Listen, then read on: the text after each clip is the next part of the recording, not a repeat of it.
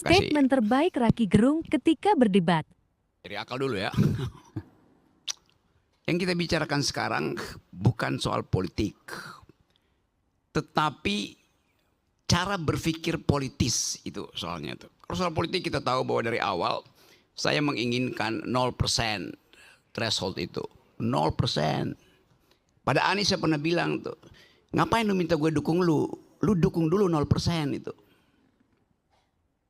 Ini terjadi karena berebut 20%. Bang Rocky tetap konsisten ya dengan perkataan dia yang tidak setuju dengan 20% threshold itu. Gue udah lama mengikuti Bang Rocky. Nah, menurut gue di sini adalah statement terbaik dari Bang Rocky Gerung. Mari kita lanjut lihat. Debat itu terjadi karena berebut celah yang kecil itu 20%. Maka terjadi persekongkolan kebusukan bahkan itu. Saya pernah kritik, apa mungkin PKS koalisi dengan PDIP? Jelas ijtihadnya berbeda tuh. Kalau di pilkada ada nih sekarang nih, ada Iya. beberapa juga. Iya, Dan iya. sebelum-sebelumnya ada juga. Betul, deskripsinya ada tapi normativitinya mestinya nggak ada itu. Kan kacau itu. Yes, kan itu soal normativity itu. Saya bukan politisi. Saya dosen dan pendaki gunung. Saya terlibat dalam politik karena saya pikir politik itu mesti diasuh dengan force of better argument. Force of the better argument. Siapa punya argumen terbaik, dia boleh ajukan itu sebagai dalil tuh. Gak boleh ada sentimen di situ kan. Karena itu saya memilih untuk menghina Presiden Jokowi. Bukan Jokowi sebagai persona. Yang saya hina jabatan dia tuh. Yang saya kritik jabatan dia. Rocky Gerung menghina presiden. Loh, presiden bukan orang, presiden itu fungsi jabatan. Presiden ada martabat. Presiden tidak punya martabat. Presiden itu disebut bermartabat ketika dia menjalankan fungsi sebagai raja. Karena tubuh publiknya menyatu dengan tubuh privat. Martabat itu hanya ada pada orang berikan, itu disebut human dignity. Dignitasnya pada manusia. Itu satu frasa. Human dignity. Saya menghargai manusianya, bukan jabatannya. Itu yang mesti jelas di kita tuh. Karena itu saya heran. Kenapa kalau saya memaki-maki presiden, saya diomelin. Kenapa orang yang memuji-muji presiden tidak diomelin? Kan dua-duanya deskripsi. Memuji dan memaki itu dua-duanya kualitas yang sama derajatnya. Pujian jadi pujian karena ada yang memaki. Makian jadi makian karena ada yang memuji itu. Bifurkasi itu yang mau saya terangkan. Saya terangkan sebagai dosen ya. Poin itu tuh. Jadi kalau saya kasih kritik betul-betul metodologis. Apakah saya benci pada Presiden Jokowi? Enggak. Kaisang menikah. Saya diundang oleh keluarga Jokowi. Di mana Anies telepon dari Jogja. Rok, lu di mana Rok? Kenapa? Gue ini udah 3 jam gak bisa ketemuin Jokowi itu. Karena mesti ngantri. Gue bilang gue diundang malam hari ya. Bisa langsung masuk tuh. Gak ada problem. Gibran datang ke rumah saya. Om Rocky saya mau belajar. Duduk di situ lu kalau mau belajar tuh. Kasih saya kritik Om Rocky. Dengar saya kritik. Siapa yang saya kritik? Bobi Nasution saya kritik. Sebagai apa Om? Sebagai gubernur. Anda belum saya kritik karena belum jadi wali kota. Belum jadi wakil presiden.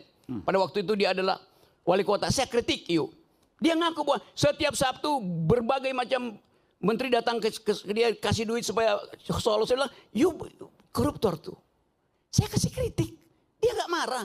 Karena saya terangkan saya kritik kamu karena saya tanya. You datang sebagai apa? Sebagai wali kota. Ya mendua Om. Saya juga datang karena saya bosan ikut kuliah-kuliah di sekolah PDIP. Dia bilang begitu. Tadi sebelum Tunggu, gue mau terangin semua hal. setiap minggu menteri datang maksudnya apa itu?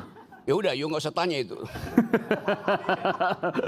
Jadi saya mau terangkan itu dalam posisi saya sebagai kritikus. Saya mau jadi kritikus. Orang yang jadi pejabat nggak mau, saya mau jadi kritikus saja. Kenapa saya mau jadi kritikus itu kan? Jadi saya mau jujur katakan itu. Jadi tidak semua yang kotor itu tidak berguna. Saya kasih ilustrasi. Suatu waktu saya naik ke Himalaya, Gunung Himalaya. Di ketinggian kira-kira 5.000 meter, 5.500. Saya kehabisan kehilangan orientasi. Suhu udah turun minus 20. Pos terakhir itu saya tinggalkan 3 jam. Nggak dapat lagi tea house untuk nginep tuh. Bayangin minus 20, angin 90. Kalau buka handskun itu, apa namanya, kaos tangan itu tret, kayak jarum masuknya di situ. Luka itu oleh butir es itu. Lalu kita cari akal bagaimana caranya. Tidak ada tempat menginap di situ. Dapat kandang yak. Yak itu adalah binatang endemi Himalaya, itu kayak banteng kecil gitu. Kalau banteng gede adanya di di tempat Bu Mega. Ini banteng kecil, rambutnya panjang. Kita kumpulin kotorannya, tai yak itu. Saya tidur di situ tuh. Kotoran itu berguna untuk menyelamatkan saya tuh. Tidak semua yang najis itu tidak berguna. Apalagi dalam politik gitu kan. Yang sepenuhnya adalah najis itu kan. Jadi saya mau terangkan itu dalam upaya untuk membekali negeri ini dengan pengetahuan. Rocky Gerung nggak berguna buat bangsa. 2 minggu lalu saya pulang dari Paris bawa medali emas buat Indonesia tuh.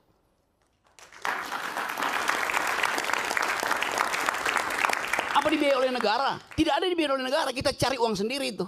Yang dibiayai negara itu justru diambil oleh menteri-menteri yang datang di situ dengan tagline Olimpik, padahal saya tahu dia nggak punya cabang olahraga. Lalu saya puji Jokowi dari situ.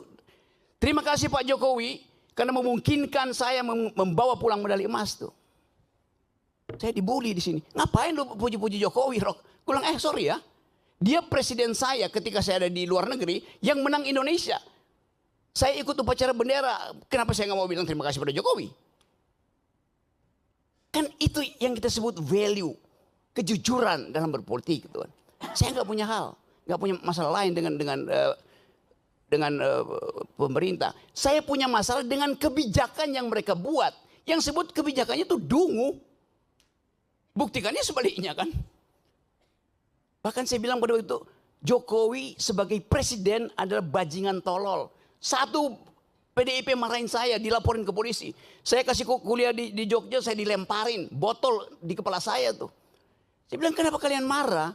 Saya cuma terangkan itu supaya kalian tahu bahwa yang saya kritik kebijakannya presiden, bukan Jokowinya ansih. As a person, nggak ada urusan saya dengan. Saya berbaik-baik dengan Pak Jokowi sebagai manusia, dengan Pak Prabowo, dengan Pak SBY segala macam tuh. Zaman SBY saya paling keras kritik beliau tuh. Sekarang tiap minggu saya diskusi tentang politik global dengan SBY, nggak ada soal. Jadi saya mau pisahkan antara mental seorang yang mampu untuk memisahkan pengetahuan dia tentang kebijakan dan penghormatan dia pada persona. Itu dasarnya tuh. Jadi sekali lagi, saya tetap akan kasih kritik. Apapun itu hak saya. Dan tidak mungkin saya dipidana kalau saya caci maki Jokowi atau saya muji Jokowi. Pasal itu nggak ada lagi. Tidak ada pasal penghinaan presiden. Udah hilang. Siapa yang hilangin? Saya berjuang dari zaman 98 di LBH untuk hilangkan pasal itu. Jadi kalau tanya kenapa Anda caci maki? Pasal itu nggak ada. Kenapa saya yang kita di LBH Buyung Nasution. Saya penasihat ahli Buyung Nasution dalam soal-soal untuk membereskan demokrasi kita. Jadi dari 98 saya tahu akal pikiran tentang perubahan konstitusi itu. Anda caci maki aja. Nggak akan Anda dipidana tuh. Karena rakyat Indonesia melalui ketetapan MPR mengerti bahwa presiden itu bukan orang. Dia fungsi. Dia jabatan publik. Tidak boleh dilekatkan pada dia prinsip-prinsip pada hukum pidana. Nggak bisa. Yang tidak boleh kita caci maki adalah manusia di dalam keadaan pertemanan atau Anda kenal. Orang yang nggak kenal Anda caci maki, dia nggak bakal tersinggung. Demikian juga dalam perdebatan. Debat itu adalah kemampuan untuk mengolah argumentasi itu. Itu aja. Sebagai dosen, saya mengajar dari S1 sampai S3. Ayo bayangin coba. Dengan metodologi yang sama itu. Cara berpikir. Jadi bagi saya nggak ada soal itu. Saya akan terus kasih kritik. Saya akan terus kasih argumen. Tapi saya mencintai bangsa ini. Gue nggak bisa ngomong apa-apa lagi ya. Cuman satu kata buat Rocky Gerung. Keren. Keren banget. Negeri ini saya cintai itu. Yang saya nggak cintai adalah politisi busuk. Yang saya cintai adalah pejabat busuk, presiden busuk, menteri busuk. Ngapain cintain mereka? Mereka umurnya 5 tahun. Bangsa ini umurnya sepanjang hidup. Itu poinnya. Jadi politik bukan the art of the possible. Kemungkinan bukan. Politik adalah the art of attacking the impossible. Yang impossible itu justru kita lenyapkan. Nah balik pada tema hari ini. Kita bicarakan sesuatu yang sebetulnya barang bekas semua nih. Yang kita tahu ini terjadi karena perebutan threshold. Mulailah dengan mengucapkan thresholdnya dibikin 0. Itu harusnya tuh.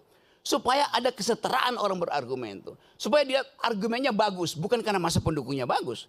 Karena itu saya terus mengatakan bahwa untuk menjadi calon presiden, calon wakil presiden, calon gubernur, calon bupati, calon apa aja.